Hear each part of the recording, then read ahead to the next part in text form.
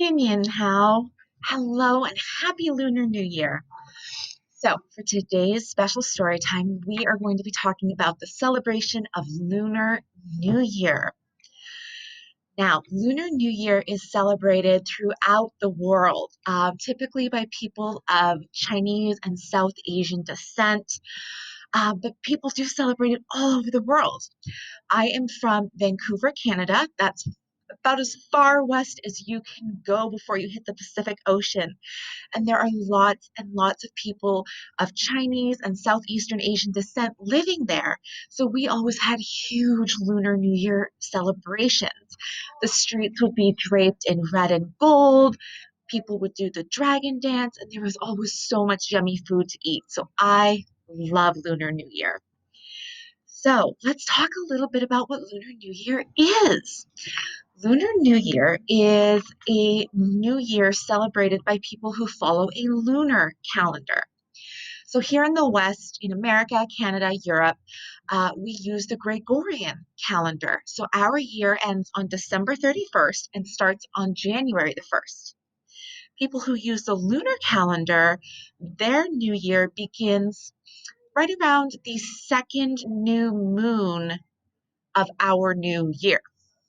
I know it sounds a little bit complicated. What you need to remember is it's typically late January to early mid-February. So, like I said, people all over the world celebrate Lunar New Year. In China, it is known as Lunar New Year, Chinese New Year, or the Spring Festival. In Vietnam, it's called Tet, and in Korea, it is called Seo Lao, which I struggle to pronounce, and I have to keep looking back at my notes. I apologize to my Korean friends. So, we are going to talk about different celebrations of Lunar New Year. We are going to explore how it's celebrated in different countries. We're going to learn some of the origins of Lunar New Year celebrations, some traditions. We are going to learn a song. There are some crafts that we're going to do. And of course, we're going to read some stories. So I hope that you enjoy this special story time as much as I have enjoyed putting it together. Um, Happy Lunar New Year. And oh, before I go, I would like to teach you two different Lunar New Year greetings. So when I was a kid, a lot of my friends spoke Mandarin. So we learned Jin Yin Hao, which I said at the beginning of the video, and that just means Happy New Year. And then we also learned, um, where did it go? Oh, where are my notes?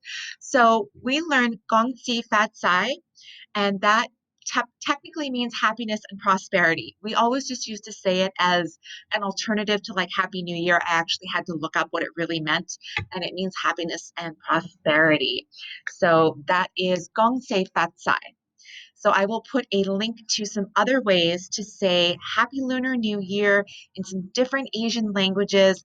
I am going to let people who speak those languages fluently teach you rather than me standing here trying to butcher it.